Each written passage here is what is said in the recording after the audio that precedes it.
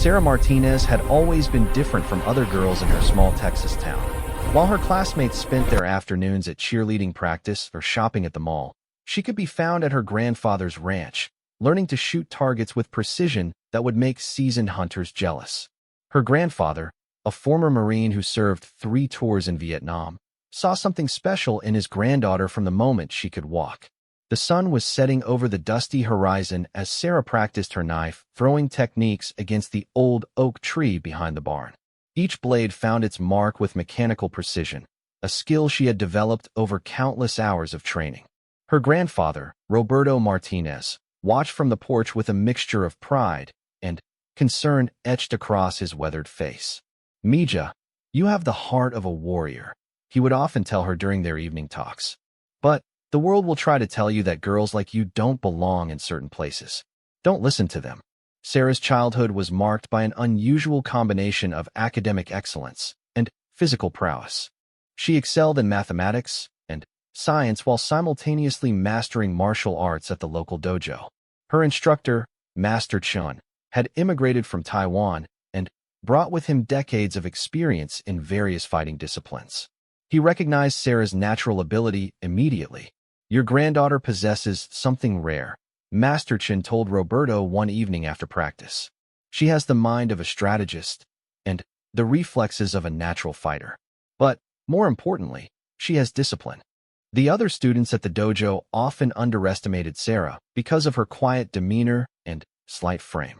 She stood barely 5 feet 4 inches tall and weighed only 120 pounds. But what she lacked in size, she made up for in speed, intelligence, and determination. During sparring sessions, she would study her opponents carefully, noting their patterns and weaknesses before exploiting them with surgical precision. At school, Sarah kept her martial arts training private. She had learned early that her classmates didn't understand her interests. While they discussed the latest reality TV shows or celebrity gossip, Sarah was mentally reviewing combat techniques or studying military history. Her teachers appreciated her academic performance, but they often seemed puzzled by her choice of research topics for school projects. Her high school guidance counselor, Mrs. Patterson, called her into the office during her junior year. "Sarah, you have excellent grades and test scores. Have you thought about your college plans? With your academic record, you could pursue any number of traditional careers." Sarah shifted uncomfortably in the plastic chair. "I've been thinking about military service, actually." Mrs. Patterson's smile faltered slightly.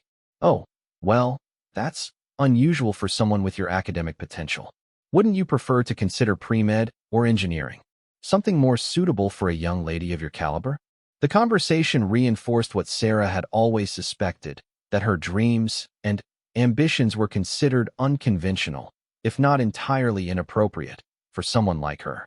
But her grandfather's words echoed in her mind, and she remained determined to forge her own path. During her senior year, a Navy recruiter visited the school for a career fair.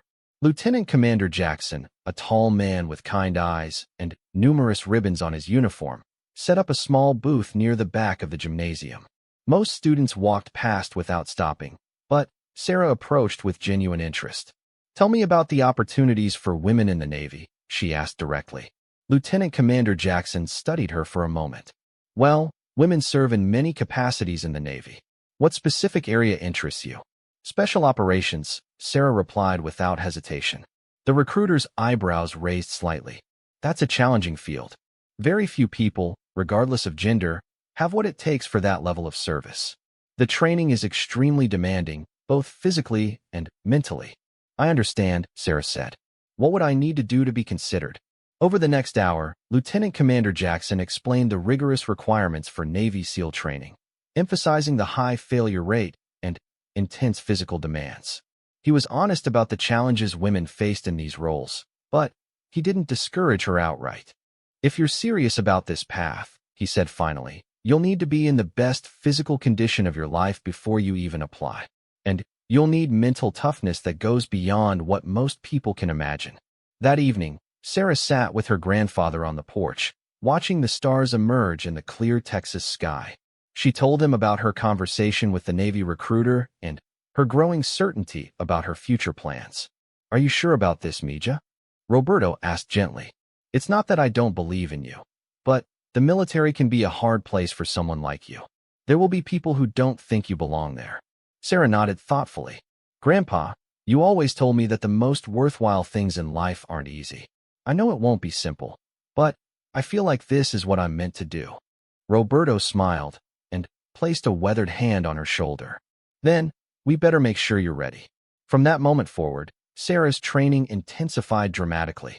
She woke at 4:30 each morning to run 5 miles before school, spent her lunch periods doing bodyweight exercises, and dedicated her evenings to studying military tactics and strategy. Her grandfather helped design a training regimen that would prepare her for the physical and mental challenges ahead.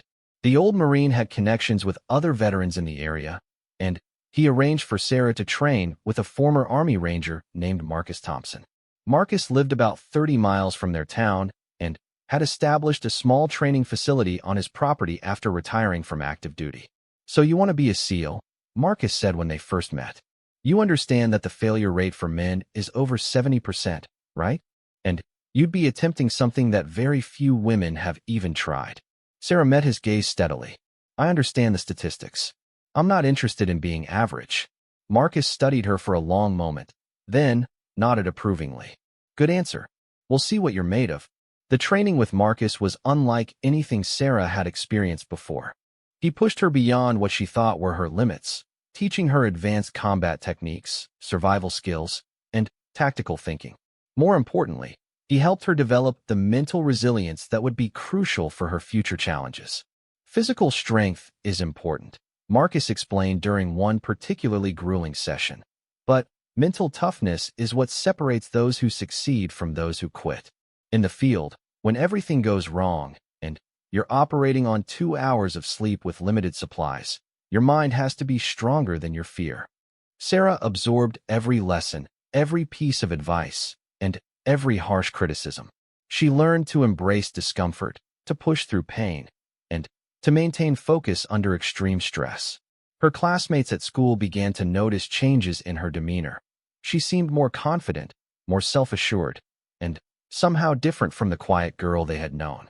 Her best friend, Jessica, confronted her one day after noticing the calluses on Sarah's hands and her increasingly muscular frame. What's going on with you? You're different lately. Are you taking steroids or something? Sarah laughed at the suggestion. No, nothing like that. I'm just training hard because I have specific goals for my future. Training for what? You're not on any sports teams. Sarah hesitated, knowing that her explanation would likely be met with disbelief or criticism. I'm planning to join the Navy after graduation. I want to qualify for special operations. Jessica stared at her in shock. Are you serious? Sarah, that's crazy. You're smart enough to get into any college you want. Why would you want to join the military?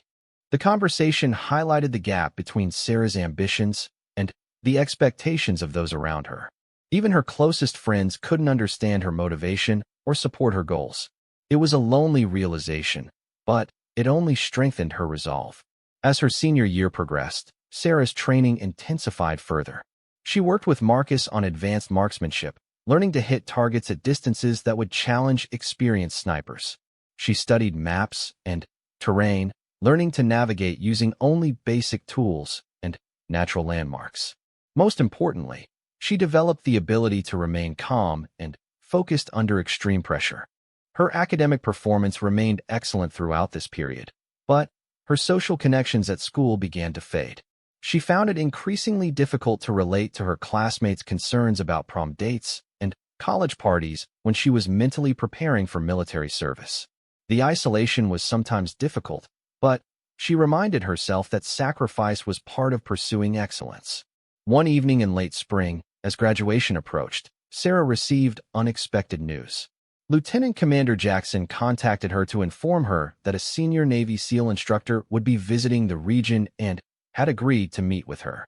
It was an unusual opportunity, one that could potentially provide valuable insight into her future plans.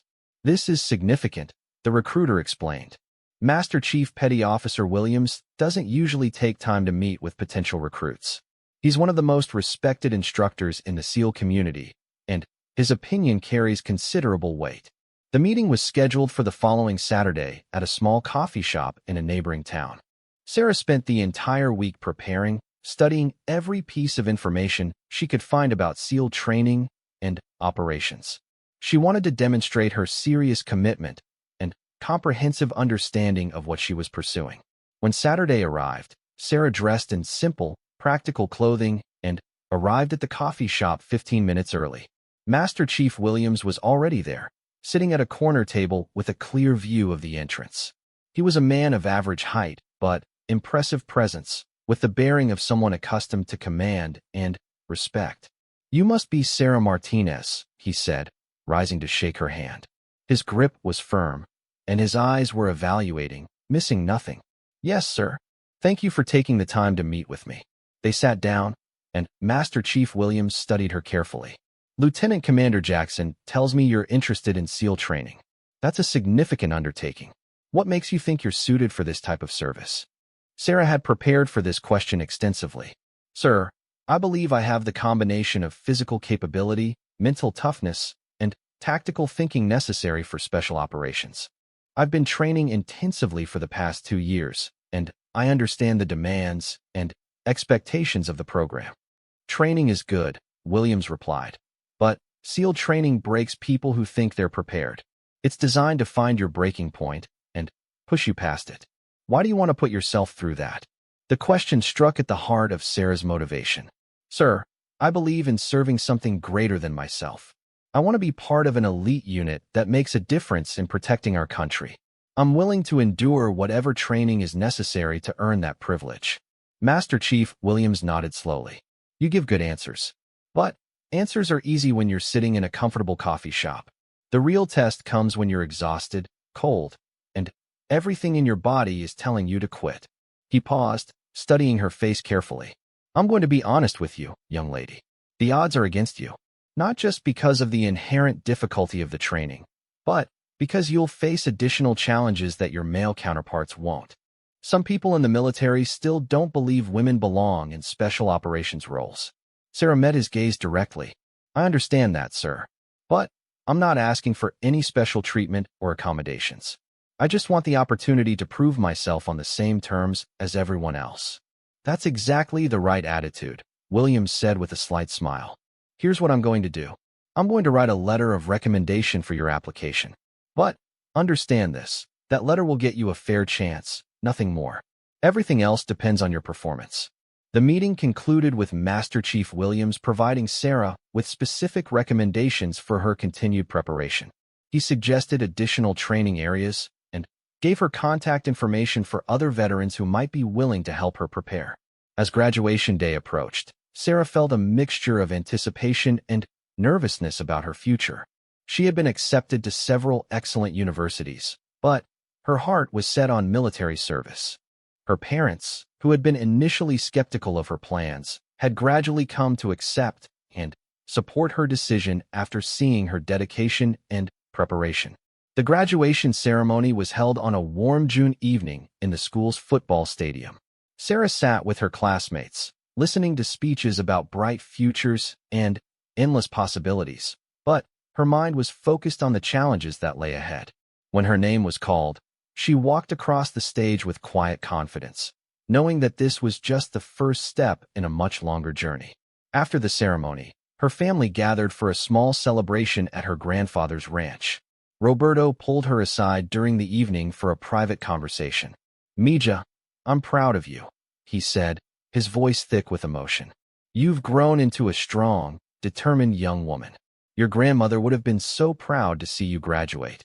Sarah felt tears forming in her eyes. Her grandmother had passed away when she was 12, but she still felt her influence and support. "I want you to have something," Roberto continued, reaching into his pocket. He pulled out a small, worn dog tag on a simple chain. "This belonged to your grandmother's brother, your great-uncle Miguel. He was a Navy diver in World War II. He would have understood your dreams." Sarah took the dog tag with reverence, feeling the weight of family history and expectation. "Thank you, Grandpa. I'll make you proud." "You already have, Mija. Just remember, the path you're choosing is difficult, but you don't have to walk it alone. You carry the strength of all the people who love you."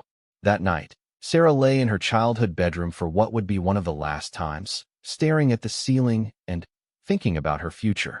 In just a few weeks, she would begin the next phase of her preparation at a military preparatory program designed to help candidates succeed in special operations training.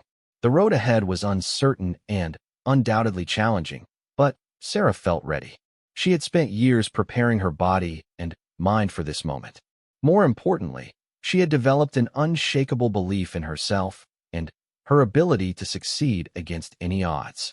As she drifted off to sleep, Sarah thought about the conversation with Master Chief Williams and his warning about the additional challenges she would face.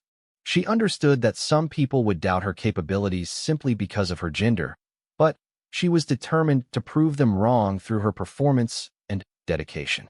The next morning, Sarah woke before dawn and went for one final run through the familiar streets of her hometown. As she ran, she thought about all the people who had supported her journey: her grandfather, Master Chun, Marcus Thompson, and even Lieutenant Commander Jackson and Master Chief Williams.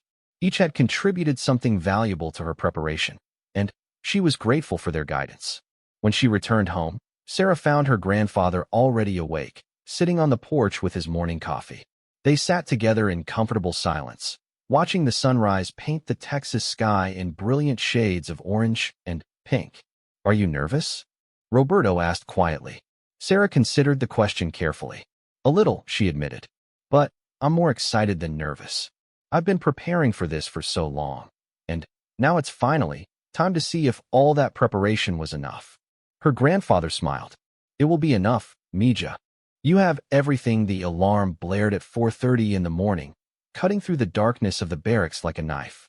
Sarah rolled out of her narrow bunk with practiced efficiency, her feet hitting the cold concrete floor as dozens of other candidates around her groaned and stumbled in the dim light. She had been at the preparatory training facility for 3 months now, and the early morning routine had become second nature. "Move, move, move," shouted Sergeant Rodriguez, a compact man with the build of a prizefighter and the voice of a drill instructor. "You have exactly 4 minutes to be dressed and standing at attention outside. Anyone who's late gets to explain their time management skills to the entire group during our morning run."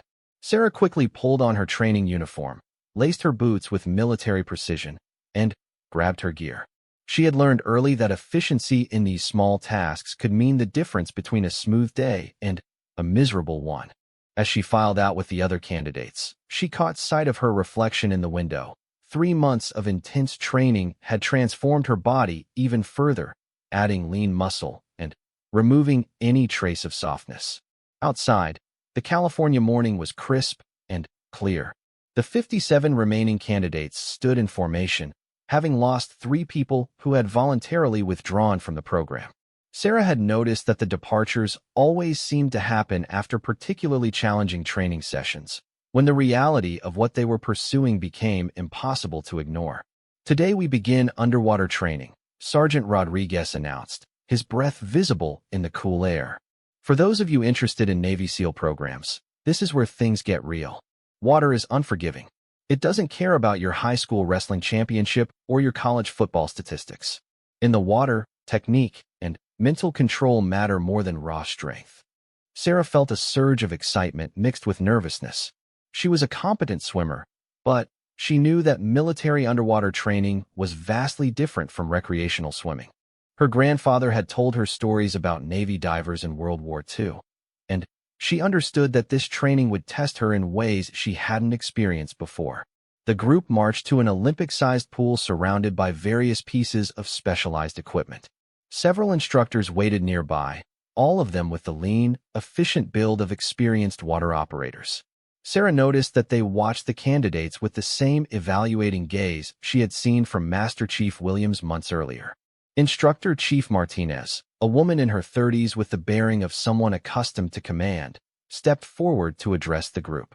Sarah felt a moment of encouragement seeing a female instructor, though she was careful not to let her expression show any special recognition or relief. Water training will test your ability to remain calm under stress, follow complex instructions while managing your air supply, and work as part of a team when visibility is limited and communication is restricted, Chief Martinez explained. We will progressively increase the difficulty of exercises until you are operating at the edge of your capabilities. The first exercise seemed deceptively simple, swimming 4 lengths of the pool underwater without coming up for air. Sarah watched as the first group of candidates entered the water, noting their techniques and observing which ones seemed most comfortable in the aquatic environment. When her turn came, Sarah dove cleanly into the pool, immediately settling into a rhythm that maximized efficiency while conserving oxygen. She had practiced breath control extensively during her martial arts training, and she found that this experience translated well to underwater work. She completed the 4 lengths with a comfortable margin, emerging from the pool breathing heavily but not desperately. Good technique, Martinez, Chief Martinez commented as Sarah climbed out of the pool. You maintain good form even when your oxygen gets low. That's important. As the weeks of water training progressed, the exercises became increasingly complex and demanding. Candidates had to navigate underwater obstacle courses, perform equipment repairs while holding their breath, and work in teams to complete missions with limited air supplies. Sarah found herself excelling in these challenges, discovering an aptitude for underwater work that surprised even her instructors. The most challenging exercise came during the 6th week of water training. Candidates were required to have their hands and feet bound, be thrown into the deep end of the pool, and then swim to the surface and float for 5 minutes without sinking. The exercise was designed to test mental control and water survival skills under extreme stress. Sarah watched nervously as several candidates attempted the exercise before her turn. 2 had to be pulled from the pool by safety divers when they panicked and began to sink. Another managed to reach the surface but couldn't maintain position and had to be rescued after 3 minutes. When her turn came, Sarah forced herself to remain calm as the instructors bound her hands behind her back and tied her ankles together. The rope was tight enough to be completely restrictive, but not so tight as to cut off circulation. She controlled her breathing and visualized the technique she would use once she hit the water. The instructors lifted her and threw her into the deep end without ceremony. The shock of hitting the water bound and helpless triggered an immediate fight-or-flight response, but Sarah forced herself to remain calm. She used a dolphin kick motion to propel herself upward, angling her body to maximize efficiency despite the restrictions. Breaking the surface, Sarah immediately shifted to a survival floating position, using subtle movements to maintain buoyancy while conserving energy. The 5 minutes felt like an eternity, with her body wanting to panic and her mind working constantly to maintain control. When the timer finally sounded, Sarah had successfully completed the exercise with energy to spare. Outstanding, Chief Martinez said as safety divers helped Sarah to the edge of the pool. You maintained excellent composure and technique throughout the entire exercise. That's exactly the kind of mental control we're looking for. The underwater training phase concluded with a complex team exercise that required groups of 4 candidates to complete an underwater mission while sharing a limited air supply. Sarah found herself paired with 3 male candidates, including Jason Murphy, a former college football player who had initially been skeptical of her presence in the program. Look, Jason said during their planning session, no offense, but you're the smallest person in our group. Maybe you should take the least demanding role in this exercise. Sarah looked at him calmly. Jason, I've outperformed you in every underwater exercise we've done so far. I think our team will be more successful if we assign roles based on demonstrated ability rather than assumptions. The other 2 team members, Kevin and Michael, nodded in agreement. They had all observed Sarah's consistent performance and had come to respect her capabilities. She's right, Michael said. Sarah should take the lead navigation role. She's the most accurate at underwater compass work. The mission required their team to navigate a complex underwater course, locate and retrieve specific equipment, and return to the starting point within a strict time limit. The shared air supply meant that one person's panic or inefficiency could doom the entire team. Sarah led the team through the course with precise navigation, using hand signals to communicate and constantly monitoring their air consumption. When Kevin began to show signs of stress halfway through the mission, Sarah calmly guided him through breathing control techniques while continuing to lead the team toward their objective. They completed the mission with time to spare and the best performance of any team that day. As they climbed out of the pool, Jason approached Sarah with a look of genuine respect. "I owe you an apology," he said. "I made assumptions based on stereotypes instead of paying attention to your actual performance. You're one of the strongest candidates here, and I'm glad you're on our team." Sarah appreciated the acknowledgement, but didn't dwell on it. She had learned that proving herself was an ongoing process, not a one-time event. Each new challenge would bring fresh opportunities to demonstrate her capabilities. The success in underwater training earned Sarah recognition from the instructors and increased confidence from her fellow candidates. However, she knew that the next phase of training would bring new challenges that would test different aspects of her preparation. Combat training began the following week, focusing on hand-to-hand combat, weapons proficiency, and tactical thinking under stress. Sarah felt more confident in this area, given her extensive martial arts background and the advanced training she had received from Marcus Thompson. The hand-to-hand combat instruction was led by Master Sergeant Kelly, a former Army Ranger with an impressive collection of martial arts credentials. He paired candidates of similar size and skill level for most exercises, but occasionally created mismatched pairings to simulate real-world scenarios where fighters might face larger or stronger opponents. Combat isn't about being the biggest or strongest person in the room, Master Sergeant Kelly explained to the group. It's about using technique, speed, and intelligence to overcome whatever advantages your opponent might have. A skilled smaller fighter can defeat a larger opponent by being smarter, faster, and more technical. Sarah's martial arts background served her well in these exercises. While some candidates relied primarily on strength and aggression, Sarah used precise technique and strategic thinking to overcome opponents who outweighed her by 50 pounds or more. Her ability to remain calm under pressure and adapt her tactics based on her opponent's weaknesses impressed the instructors. During one particularly challenging exercise, Sarah was paired against David Chun, a former Marine who stood 6 feet 2 inches tall and weighed 210 pounds. The exercise required them to engage in full contact sparring with protective gear, simulating a realistic combat scenario. David approached the match with confidence, clearly expecting his size and strength advantages to provide an easy victory. Sarah studied his stance and movement patterns during the initial exchanges, noting that he relied heavily on his reach and power, but was less mobile and adaptable. When the main engagement began, Sarah used her speed and agility to stay outside David's optimal range, striking quickly and moving away before he could respond effectively. She targeted specific vulnerable points and used his momentum against him, employing techniques that maximized the effectiveness of her smaller frame. The match lasted 7 minutes, with Sarah gradually wearing down her larger opponent through superior conditioning and tactical thinking. When David finally submitted due to a perfectly applied submission hold, the watching candidates erupted in surprised approval. "Excellent technique, Martinez," Master Sergeant Kelly commented. "You demonstrated exactly the kind of tactical thinking and technical skill that can overcome physical disadvantages. That's textbook special operations mindset." The weapons training component proved equally challenging, requiring candidates to achieve expert-level proficiency with various firearms while under stress and time pressure. Sarah's extensive marksmanship training with her grandfather paid dividends, as she consistently scored in the top tier of candidates during shooting exercises. The instructors tested not just accuracy but also speed, adaptability, and performance under simulated combat conditions.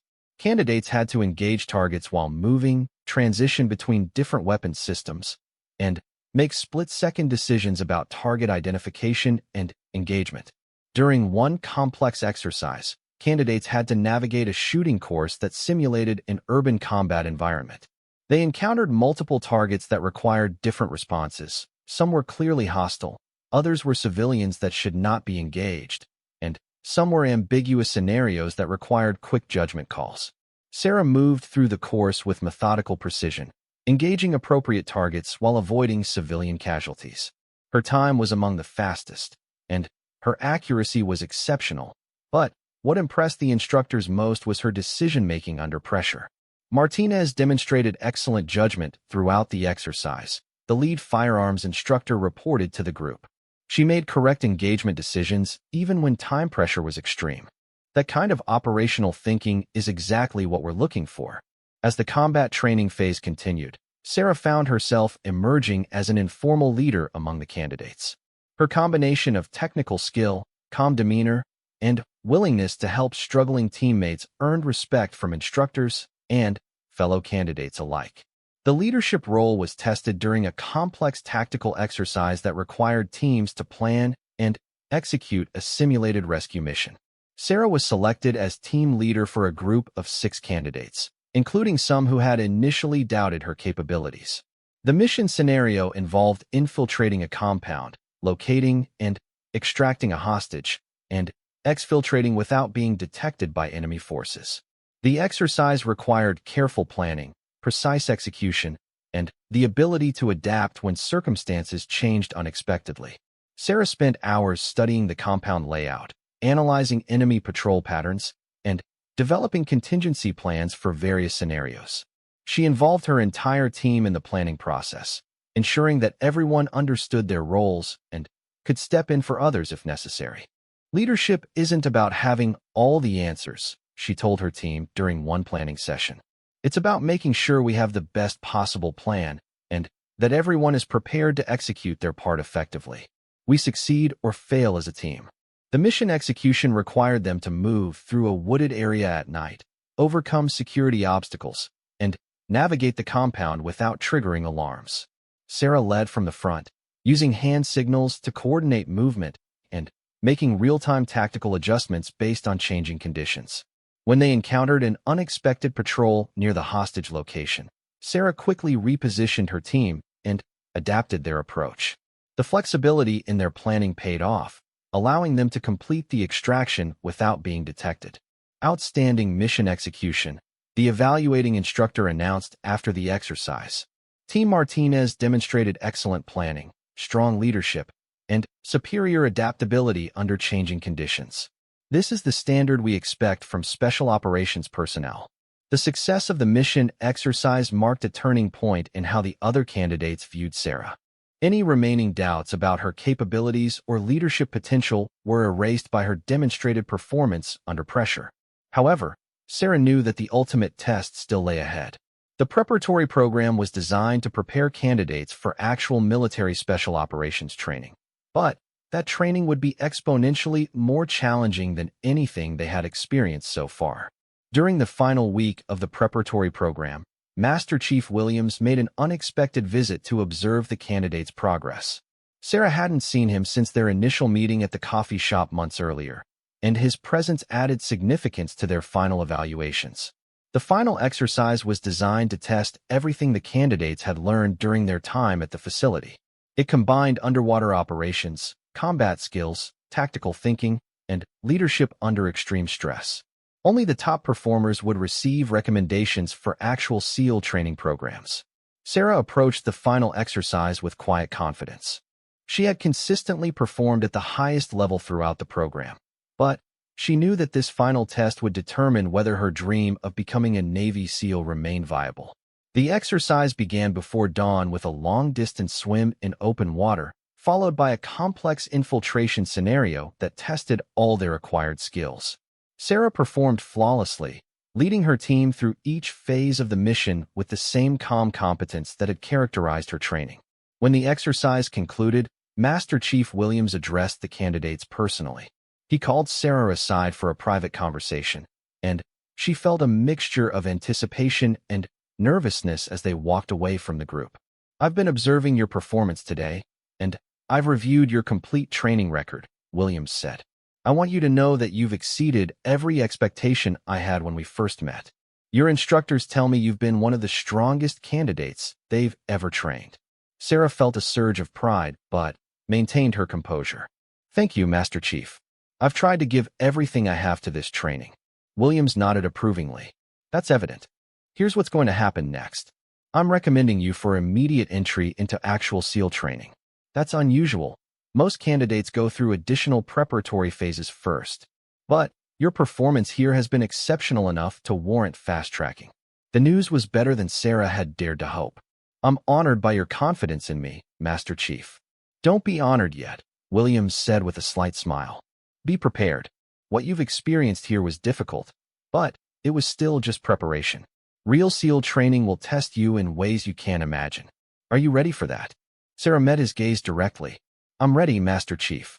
I've been preparing for this my entire life." "Good. Report to Naval Special Warfare Command in 2 weeks. And, Martinez, don't let anyone tell you that you don't belong there. You've earned your place through performance, not politics." As Sarah prepared to leave the facility, she reflected on how much she had grown during the months of training. She had arrived as a determined but untested teenager with big dreams. She was leaving as a skilled operator who had proven herself capable of performing at the highest levels under extreme pressure. The other candidates who had received recommendations gathered the bus pulled into Naval Special Warfare Command at exactly 0530 hours, just as the California sun began to pierce through the morning fog. Sarah Martinez stepped off with her duffel bag slung over her shoulder, joining a group of 42 other candidates who had gathered from various military backgrounds and preparatory programs. The atmosphere was electric with nervous energy and barely contained anticipation. Looking around at her fellow candidates, Sarah noticed immediately that she was the only woman in the group. While this wasn't unexpected based on everything she had been told, seeing it confirmed in stark reality gave her a momentary pause. She squared her shoulders and reminded herself that she had earned her place here through performance, not quotas or special consideration. The candidates were quickly organized into formation by a petty officer who looked like he could bench press a small car. His voice carried the authority of someone who had been through this process many times before, both as a candidate and as an instructor. "Welcome to basic underwater demolition/SEAL training," he announced with crisp military precision. "For the next 26 weeks, this place will be your home, your school, your gym, your nightmare, and your salvation. Some of you will succeed. Most of you will not. The difference will be determined by your willingness to endure whatever it takes to earn the privilege of calling yourself a Navy SEAL." Sarah felt a chill of excitement mixed with apprehension as they were marched toward their barracks. The buildings were stark and functional, designed for purpose rather than comfort.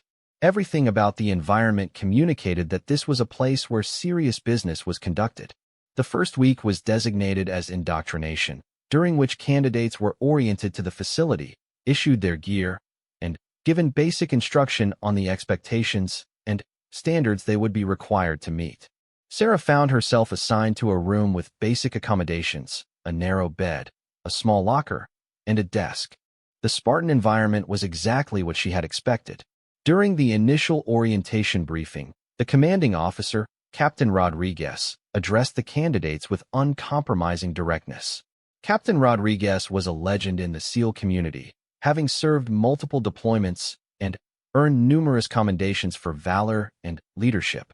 "Ladies and gentlemen," he began, though his eyes lingered momentarily on Sarah as the sole female candidate. "You are here because someone believes you have the potential to become a Navy SEAL. That belief will be tested in ways that will push you beyond anything you've previously experienced. We don't care about your previous accomplishments, your athletic records, or your academic achievements. Here, you start from zero." Sarah listened intently as Captain Rodriguez outlined the training phases: physical conditioning, underwater operations, land warfare, and advanced tactical training. Each phase was designed to eliminate candidates who lacked the physical capability, mental toughness, or team-oriented mindset required for special operations. "The statistics are simple," Captain Rodriguez continued. "Historically, approximately 75% of candidates who begin this training will not complete it successfully. They will either voluntarily withdraw or be dropped for failure to meet our standards. Those who remain will have earned the right to call themselves Navy SEALs." After the briefing, candidates were given time to settle into their quarters and prepare for the beginning of formal training the next morning. Sarah used this time to organize her gear with military precision and mentally review the training techniques she had learned during her preparatory program. Her roommate's situation was unique. Since she was the only woman, she had been assigned a private room adjacent to the main barracks. While this provided some privacy, It also served to highlight her outsider status in a way that was both necessary and isolating. The first phase of training began before dawn the next morning with physical conditioning that was unlike anything Sarah had experienced, even during her intensive preparatory training. The instructors, all experienced SEALs themselves, pushed the candidates through exercises that tested not just physical strength and endurance, but mental resilience and the ability to function under extreme stress. The morning started with a 4-mile run on the beach in full gear, followed immediately by surf conditioning in the Pacific Ocean. The water was cold enough to numb exposed skin within minutes, and the waves were relentless in their assault on the candidates as they performed various exercises in the surf. Sarah had expected the physical challenges, but the mental aspect of the training caught her off guard. The instructors seemed to take particular pleasure in creating scenarios designed to break down the candidates' confidence and force them to question their decision to be there. "Martinez," shouted Instructor Peterson during a particularly grueling set of surf exercises. "You're holding up the entire class. Move faster or find another career." The criticism was harsh and constant, directed at all candidates, but seeming to focus with special intensity on anyone who showed signs of weakness or hesitation. Sarah quickly realized that the instructors were testing not just their physical capabilities, but their ability to maintain performance and composure under psychological pressure. During the underwater training portions, Sarah's extensive preparation paid dividends. The exercises were significantly more challenging than anything she had done before, but her solid foundation in breath control and water confidence allowed her to excel where many other candidates struggled. One particularly difficult exercise required candidates to swim 50 meters underwater while carrying a heavy weight, then surface and immediately engage in complex problem-solving tasks while still recovering from the physical exertion. Many candidates failed this exercise multiple times, but Sarah completed it successfully on her first attempt. "Good work, Martinez," Instructor Chin commented after the exercise. "You maintain good technique even when your body wants to panic. That's the kind of water confidence we're looking for." As the weeks progressed, the training intensified dramatically. Candidates were subjected to sleep deprivation, constant physical stress, and psychological pressure designed to simulate the worst possible conditions they might encounter in actual operations. The attrition rate was steady. Every few days, another candidate would either voluntarily withdraw or be dropped for failing to meet standards. Sarah found herself emerging as one of the stronger candidates in the class, consistently performing at or near the top in most exercises. However, she was aware that some of her fellow candidates and even some instructors seemed to view her success with skepticism rather than appreciation. During the 4th week of training, the class faced what many considered to be the most challenging phase, Hell Week. This 5-day period was designed to push candidates to their absolute limits through continuous training with minimal sleep, constant physical exertion, and relentless psychological pressure. Hell Week began on Sunday evening with the entire class being roused from sleep by instructors using whistles, sirens, and simulated explosions. From that moment forward, candidates were allowed no more than 4 hours of sleep for the entire week, while being subjected to continuous physical training and complex operational exercises. Sarah had mentally prepared for Hell Week more than any other aspect of the training, understanding that this was where many candidates reached their breaking point. She had developed specific mental techniques for managing pain, fatigue, and stress during her years of preparation. The first night involved continuous surf conditioning in near-freezing water, followed by obstacle course runs, equipment carries, and log lifting exercises that tested teamwork and physical endurance. By dawn, several candidates had already begun to show serious signs of distress. "This is where we separate those who want to be SEALs from those who really want to be SEALs," Instructor Williams announced as the exhausted candidates lined up for breakfast. "Your bodies are tired now. By Wednesday, they'll be screaming at you to quit. By Friday, your mind will be your only ally." Sarah found that her martial arts background had prepared her well for the mental aspects of extreme physical stress. She used breathing techniques and visualization exercises to manage pain and maintain focus, even as her body began to rebel against the constant demands being placed on it.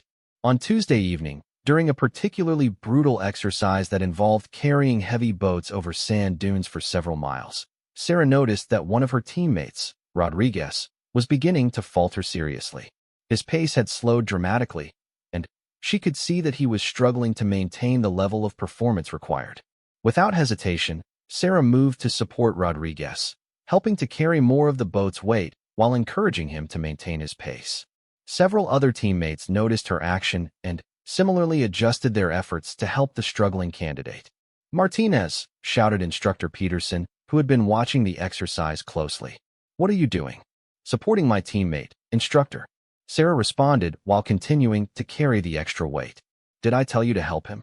"No, Instructor, but I believe teams succeed or fail together."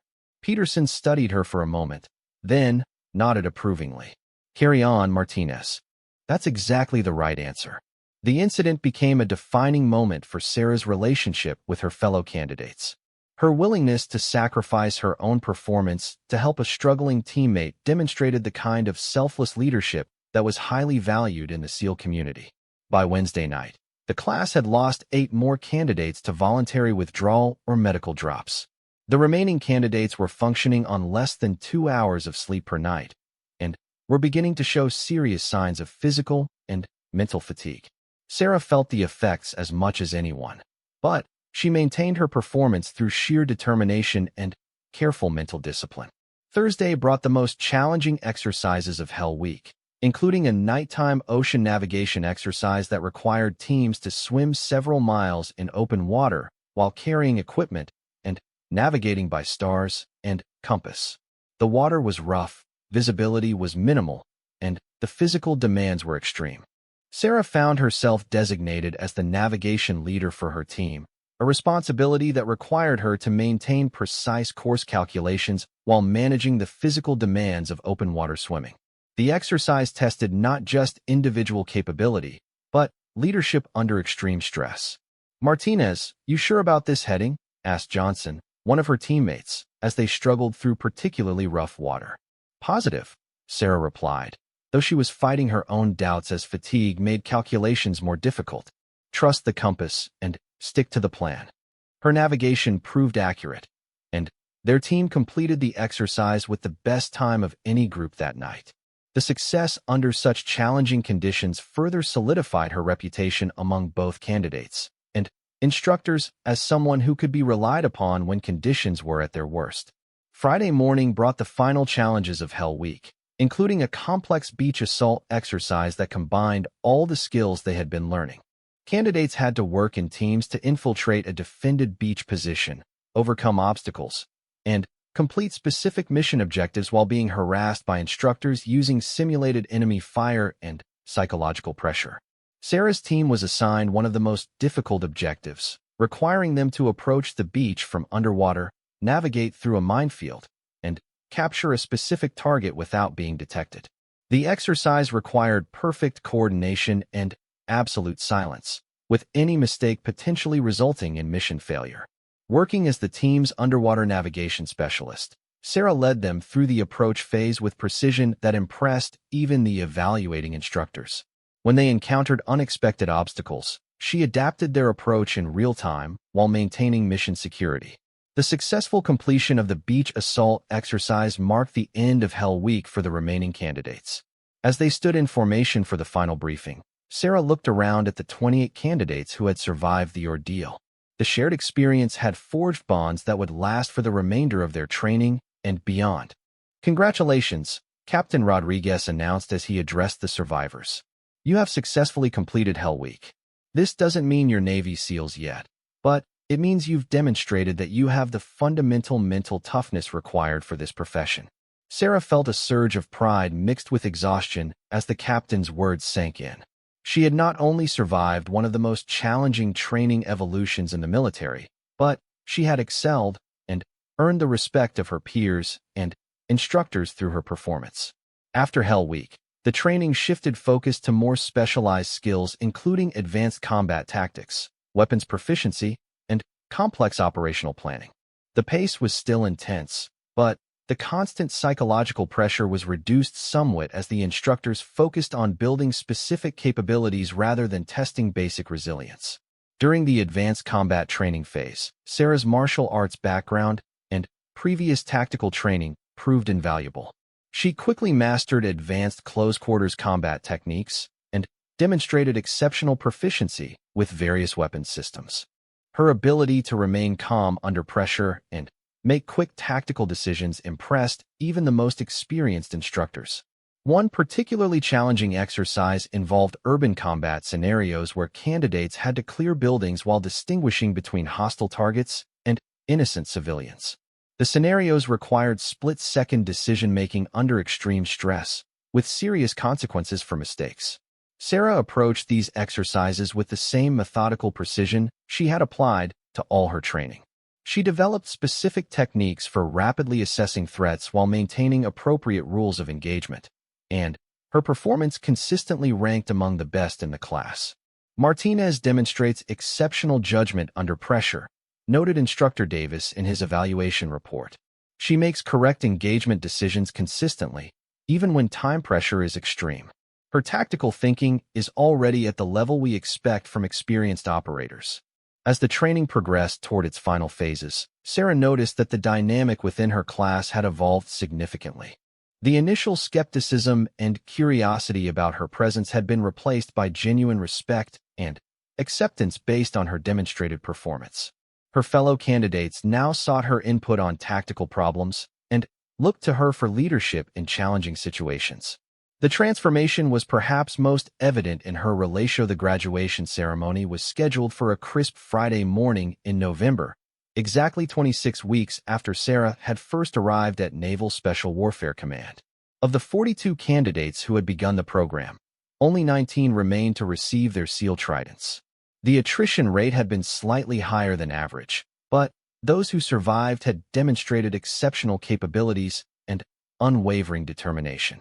Sarah stood in formation with her 18 fellow graduates, feeling a mixture of pride, exhaustion, and anticipation as Captain Rodriguez prepared to address the assembled crowd of family members, instructors, and military officials. Her grandfather had flown in from Texas for the ceremony, and seeing his weathered face in the audience filled her with emotion. "Ladies and gentlemen," Captain Rodriguez began, his voice carrying clearly across the gathered assembly. "Today we celebrate the graduation of some of the finest warriors this nation has ever produced. These 19 individuals have endured months of the most challenging training in the world and have proven themselves worthy of the title Navy SEAL." As the ceremony proceeded, Sarah reflected on the journey that had brought her to this moment. The physical challenges had been immense, but the mental and emotional growth had been equally significant. She had discovered reserves of strength and resilience she hadn't known she possessed, and had developed leadership capabilities that would serve her throughout her military career. When her name was called to receive her SEAL Trident, Sarah stepped forward with quiet confidence. Captain Rodriguez pinned the golden insignia to her uniform, and she felt the weight of both the medal and the responsibility it represented. "Congratulations, Petty Officer Martinez," the captain said with a slight smile. "You've earned this through exceptional performance and dedication. The teams will be fortunate to have you." After the ceremony, Sarah was approached by Master Chief Williams, who had made the trip specifically to see her graduation. His presence meant more to her than any official recognition, representing as it did the validation of someone whose opinion she deeply respected. "I told you when we first met that this would test you in ways you couldn't imagine," Williams said as they walked together toward the reception area. "You've proven that you belong among the elite operators in this community. But remember, graduation is just the beginning. Your real education starts when you join your first team." Sarah nodded thoughtfully. "I understand, Master Chief. I'm ready for whatever comes next." "Good. I've spoken with some team commanders about your assignment. You're going to SEAL Team 5 in Coronado. Commander Peterson runs a tight ship, and his teams have an excellent operational record. You'll learn a lot serving under him." The assignment to SEAL Team 5 was better than Sarah had dared to hope. Team 5 was known throughout the SEAL community for its high operational tempo and excellent training standards. Joining such a respected unit as a newly graduated SEAL was both an honor and a significant challenge. 2 weeks later, Sarah reported to SEAL Team 5 headquarters for her first day as an operational team member. The building was larger and more modern than the training facilities, with an atmosphere that spoke of serious operational readiness rather than the controlled chaos of training environments. Commander Peterson was a tall, lean man in his early 40s with the quiet confidence of someone who had led men in combat for many years. His office walls were decorated with unit citations, operational photos, and maps of various deployment areas around the world. "Welcome to Team 5, Martinez," he said as she reported for duty. "I've reviewed your training records, and I'm impressed with your performance. However, I want to be clear about something from the beginning.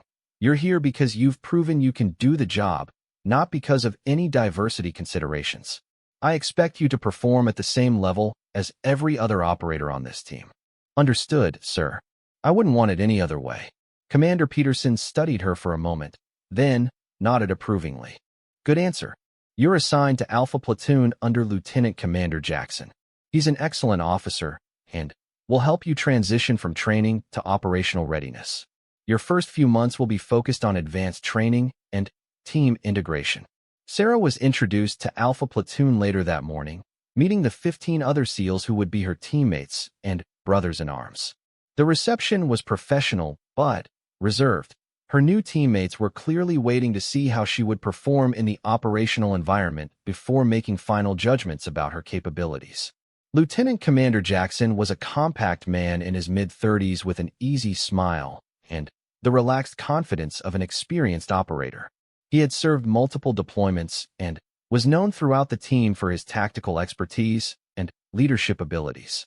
"Martinez, welcome to Alpha Platoon," he said during her initial briefing. "We're currently in a training cycle preparing for deployment in 6 months. You'll be integrated into all our training exercises and will need to demonstrate proficiency in our specific tactics and procedures before you're cleared for operational status." The training with Alpha Platoon was more advanced and specialized than anything Sarah had experienced during SEAL school. The emphasis was on small unit tactics, advanced weapons systems, and complex operational planning that reflected the realities of modern special operations missions. Sarah found herself assigned to the platoon's reconnaissance element, a role that would utilize her navigation skills and tactical thinking abilities. The position required extensive training in advanced surveillance techniques, long-range reconnaissance procedures, and intelligence-gathering methods. Her first major exercise with the platoon was a complex training scenario that simulated a direct action mission against a high-value target. The exercise required careful planning, precise execution, and the ability to adapt when circumstances changed unexpectedly. Sarah was designated as the primary navigator for the approach phase, responsible for guiding the platoon to their target through difficult terrain while avoiding simulated enemy patrols. The mission required them to move several miles cross-country at night, using only basic navigation tools. "Martinez, you're taking point on navigation," Lieutenant Commander Jackson briefed her before the exercise. "We need to reach the objective area without being detected. Any mistakes in route planning or navigation could compromise the entire mission." The pressure of leading navigation for her first major exercise with the platoon was significant, but Sarah approached it with the same methodical preparation she had used throughout her training. She studied the terrain carefully, planned multiple route options, and prepared contingency plans for various scenarios. The exercise began at midnight with the platoon inserting several miles from their target. Sarah led them through challenging terrain, using precise navigation and tactical movement techniques that minimized their signature while maintaining good time to target. When they encountered an unexpected patrol near their planned route, Sarah quickly identified an alternative path that would avoid detection while still allowing them to reach their objective on schedule. Her adaptability and tactical thinking impressed her teammates and demonstrated her readiness for operational missions. "Excellent navigation work, Martinez," Petty Officer First Class Thompson commented after the successful completion of the exercise.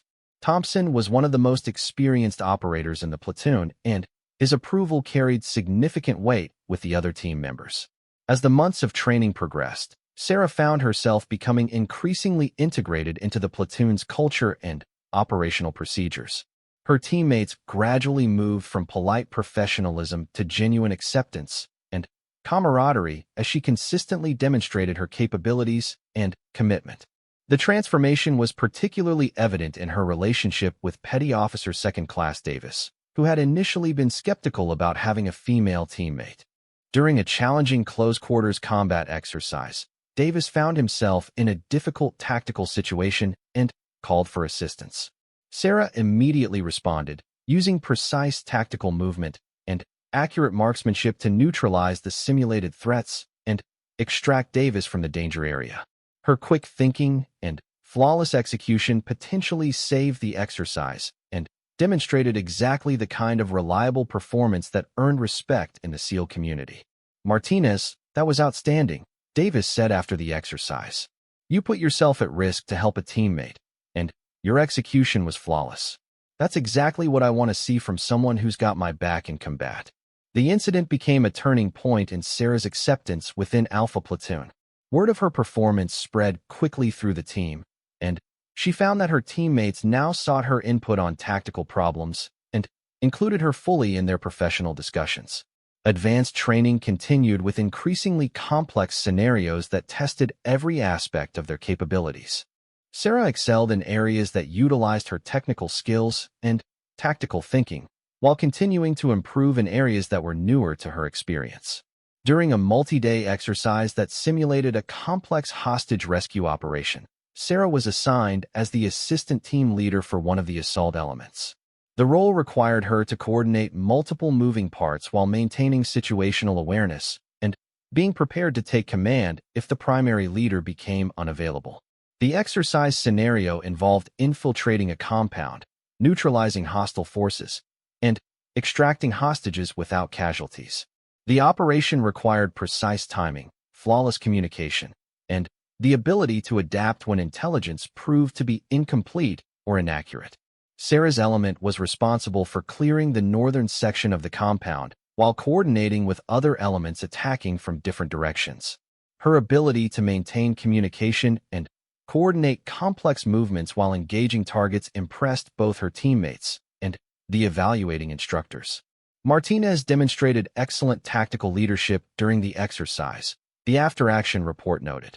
She coordinated multiple elements effectively while maintaining high performance in her individual responsibilities. Her tactical decision-making showed maturity beyond her experience level. As their deployment date approached, Alpha Platoon's training intensified further with realistic scenarios that reflected the specific mission they would be conducting overseas. The deployment would be Sarah's first operational assignment as a Navy SEAL, and she felt both excited and nervous about the prospect.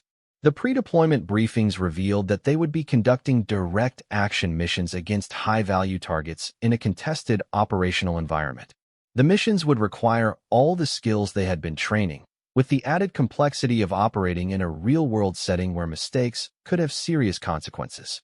"This deployment will be challenging," Lieutenant Commander Jackson explained during one of their final briefings.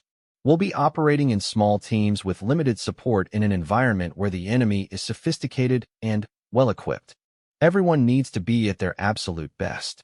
Sarah spent the final weeks before deployment focusing on the specialized skills she would need for their specific mission set. She trained extensively with advanced surveillance equipment, studied the operational environment through intelligence briefings, and practiced specific tactics that would be critical to their success. Her teammates had come to rely on her technical expertise and tactical thinking, often seeking her input on complex operational problems. The transformation from newcomer to trusted team member had been complete, based entirely on her demonstrated performance and reliability. The night before their deployment, Alpha Platoon gathered for a final team meeting. Lieutenant Commander Jackson addressed the group with the seriousness that the upcoming missions warranted. "Gentlemen and lady," he said with a nod towards Sarah, "tomorrow we deploy for real. Everything we've trained for comes down to how well we perform over the next 6 months. I have complete confidence in this team and our ability to accomplish whatever missions we're assigned." Sarah felt a surge of pride at being included so naturally in the team's preparation for deployment. She had worked for years to reach this moment, and now she was about to serve as an operational Navy SEAL in combat conditions. That evening, Sarah called her grandfather to let him know about the upcoming deployment. For security reasons, she couldn't provide specific details, but she wanted him to know that she would be overseas for several months. "Mija, I'm so proud of what you've accomplished," Roberto said, his voice thick with emotion. "Your grandmother would have been amazed to see you become one of these elite warriors. Be safe over there, and remember that you carry the strength of our entire family with you." "I will, Grandpa. Everything you taught me about courage and determination has brought me to this point. I won't let you down." As Sarah prepared for sleep on her final night before deployment, she read the C-130 transport aircraft descended through the darkness toward the forward operating base in eastern Syria, carrying Alpha Platoon toward their first operational deployment. Sarah pressed her face against the small window, watching the landscape below transform from the familiar geography of friendly territory to the contested regions where they would spend the next 6 months conducting direct action missions against high-value targets. The deployment had begun 3 weeks earlier with their arrival at the main staging area, where they had received final intelligence briefings and mission-specific equipment. Now they were heading to a small, isolated base that would serve as their operational headquarters for missions throughout the region. Lieutenant Commander Jackson gathered the platoon as they prepared for landing. "Listen up, everyone. From the moment we hit the ground, we're in an operational environment. The base is secure, but we're surrounded by hostile territory. Stay alert, follow protocols, and remember that everything we do reflects on the team and our mission." Sarah felt the familiar mixture of excitement and nervousness that accompanied stepping into unknown territory. This was what all her training had prepared her for: real missions with real consequences in a place where her decisions and performance would directly impact the safety of her teammates and the success of their operations. The forward operating base was smaller and more austere than she had expected, consisting of a handful of buildings surrounded by defensive barriers and guard towers. The entire facility could probably house no more than 200 personnel, creating an atmosphere of intimacy and shared purpose among the various special operations units stationed there. Alpha Platoon was assigned quarters in a simple building with basic amenities. Sarah's room was small but functional, providing the privacy she needed while keeping her close to her teammates. The isolation from her old life was complete now. For the next 6 months, these 15 men would be her family, and this remote outpost would be her home. Their first week was spent acclimating to the operational environment and establishing their equipment and communication systems. Sarah worked closely with the intelligence specialists to understand the local situation and the specific targets they would be pursuing over the coming months. The briefings painted a picture of a complex operational environment where enemy forces were well-trained, well-equipped, and intimately familiar with the local terrain. Success would require precise intelligence, flawless execution, and the ability to adapt quickly when situations developed in unexpected ways. "Our primary mission is direct action against high-value targets who are coordinating terrorist activities throughout the region," the intelligence officer explained during their initial briefing. "These are not amateur fighters. They're experienced operators who know we're here and are actively working to counter our activities." Sarah studied the intelligence reports with the same methodical attention she had applied to every aspect of her training. She memorized terrain features, enemy patrol patterns, and potential escape routes while developing her own assessments of tactical opportunities and challenges. Their first mission came during the second week of deployment. Intelligence had identified a high-value target who was coordinating arms shipments to terrorist groups throughout the region. The target was located in a compound approximately 50 kilometers from their base, requiring a complex infiltration and extraction operation. Sarah was assigned as the primary navigator and reconnaissance specialist for the mission, roles that would put her technical skills and tactical thinking at the center of the operation's success. The responsibility was significant, but she felt confident in her abilities and her teammates' support. "Martinez, you're taking point on route planning and initial reconnaissance," Lieutenant Commander Jackson briefed her during mission planning. "We need to get to the target location without being detected, gather intelligence on the compound layout and enemy strength, and then execute the capture operation.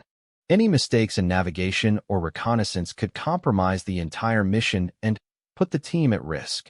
Sarah spent hours studying satellite imagery, topographical maps, and previous reconnaissance reports to develop the optimal approach route.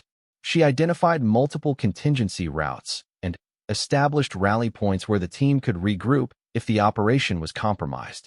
The mission launched at midnight with Alpha Platoon inserting several kilometers from the target area via helicopter. Sarah led the navigation during their cross-country movement, using natural terrain features and precise compass work to guide them toward their objective while avoiding known enemy patrol areas. The approach took nearly 4 hours of careful movement through difficult terrain. Sarah maintained constant awareness of their position while monitoring for signs of enemy activity. When they encountered an unexpected patrol near their planned route, she quickly identified an alternative path that would avoid detection while maintaining their timeline. "Good work, Martinez," whispered Petty Officer Thompson as they settled into their final observation position overlooking the target compound. "Your navigation was flawless, and that route change saved us from a potential compromise." From their concealed position, Sarah conducted detailed reconnaissance of the compound using advanced surveillance equipment. She mapped the building layout, identified guard positions and patrol patterns, and counted the number of individuals present in the target area. "I've got visual confirmation of our primary target in the main building," she reported quietly over the team radio. "No signs of additional security beyond the posted guards. Recommend we proceed with the planned approach." The assault phase of the mission required precise coordination as different elements of the platoon moved simultaneously to secure various parts of the compound. Sarah's element was responsible for neutralizing the guard positions and securing the perimeter while other teams captured the target and collected intelligence materials. When the operation began, Sarah moved with the fluid precision that had characterized her performance throughout training. She neutralized her assigned targets quickly and efficiently, then established security positions to prevent enemy reinforcement of the compound. The entire operation lasted less than 30 minutes, with the target captured and significant intelligence materials collected before enemy forces in the area could respond effectively. The extraction was executed smoothly, with the team returning to base without casualties or complications.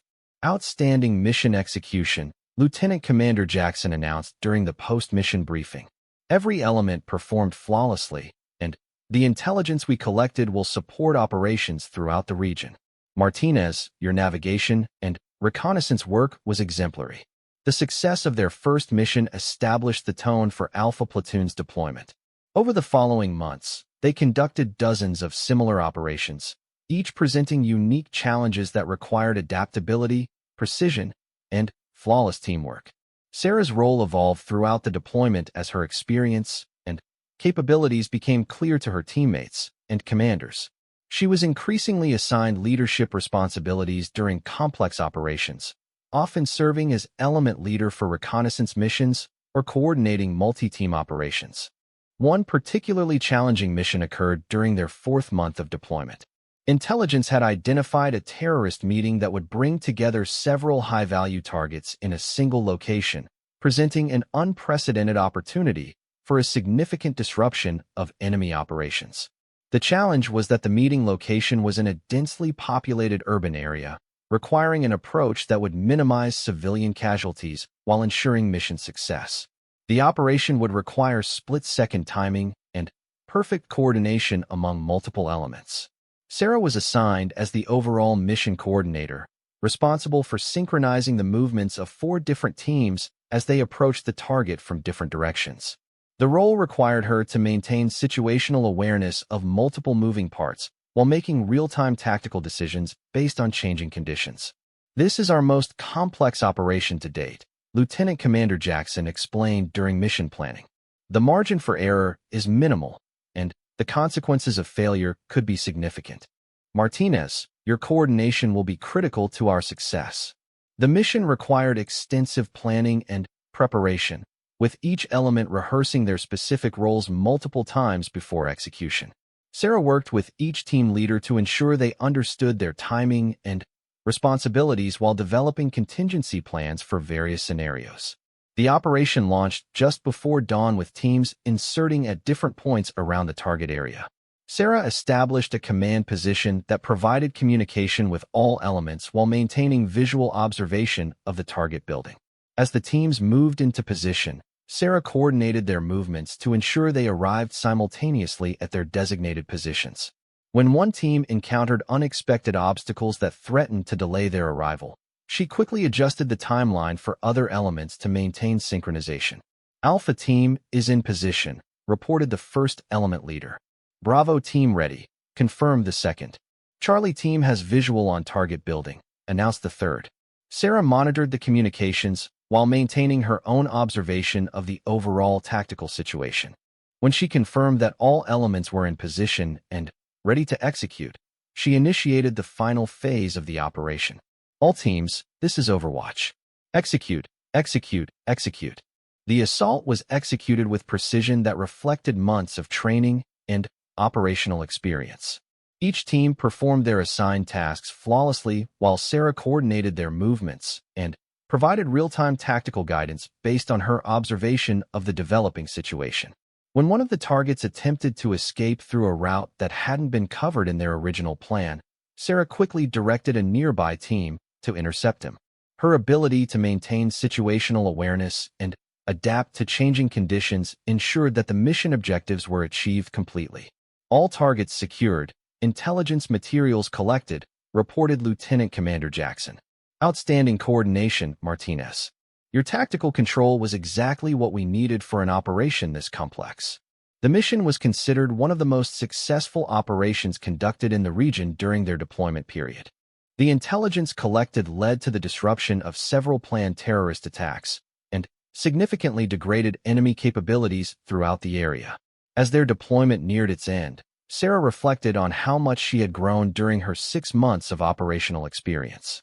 She had evolved from a newly graduated SEAL with excellent training to an experienced operator with proven capabilities in the most challenging environments. Her teammates had come to rely on her technical expertise, tactical thinking, and leadership abilities.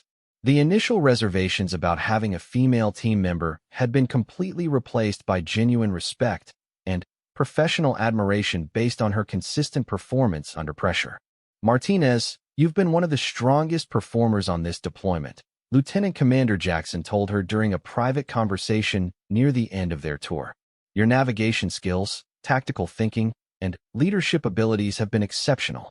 I'm putting you in for several awards, and I'm going to recommend you for advanced training opportunities reflected on the incredible journey that had brought her to this moment. From a small town in Texas to the elite ranks of the Navy SEALs, she had overcome countless obstacles and exceeded every expectation placed upon her. Tomorrow would begin a new chapter in her story, one where she would serve her country in the most challenging operational environment imaginable.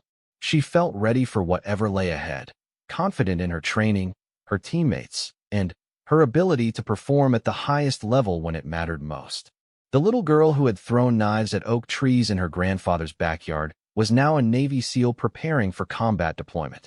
The transformation had required years of sacrifice, months of intense training, and unwavering determination to succeed against all odds. But Sarah Martinez had achieved her dream through merit, performance, and an absolute refusal to accept anything less than excellence.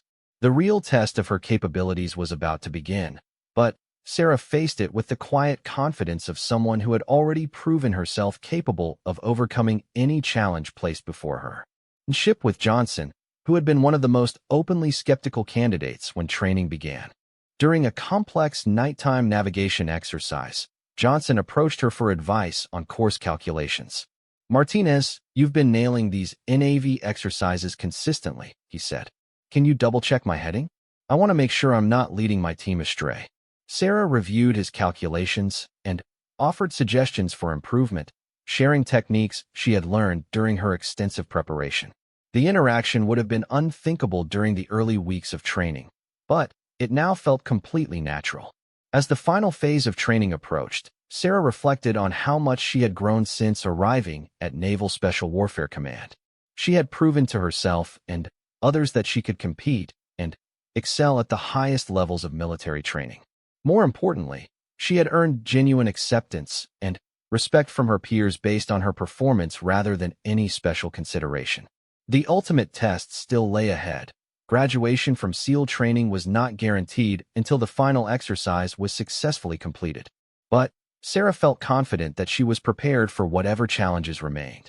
She had survived Hell Week, mastered advanced combat skills, and proven her leadership capabilities under extreme stress. The dream that had started in her grandfather's backyard was now just weeks away from becoming reality. Sarah Martinez was about to become one of the world's most elite warriors, and she had earned that privilege through years of preparation, months of intense training, and unwavering determination to succeed against all odds. For a farewell dinner, sharing stories, and contact information, the bonds forged through shared hardship had created genuine friendships that would likely last for years. "You know," Jason said during the dinner, "when I first saw you here, I thought you were either incredibly brave or completely crazy for attempting this. Now I know you're both, and I respect the hell out of that." Sarah smiled at the comment. "I think we're all a little crazy for wanting to do this. But sometimes crazy and determined look pretty similar." The next morning, Sarah packed her few belongings and prepared to return home for 2 weeks of rest before reporting to SEAL training. As she waited for her transportation, she called her grandfather to share the news of her success. "Mija, I'm so proud of you." Roberto's voice came through clearly despite the distance. "Your grandmother would have been amazed to see what you've accomplished. I couldn't have done it without everything you taught me, Grandpa. The foundation you gave me made all the difference." "That foundation was just the beginning," Roberto replied. "Everything else came from your own heart and determination. Now comes the real test, but I know you're ready for it."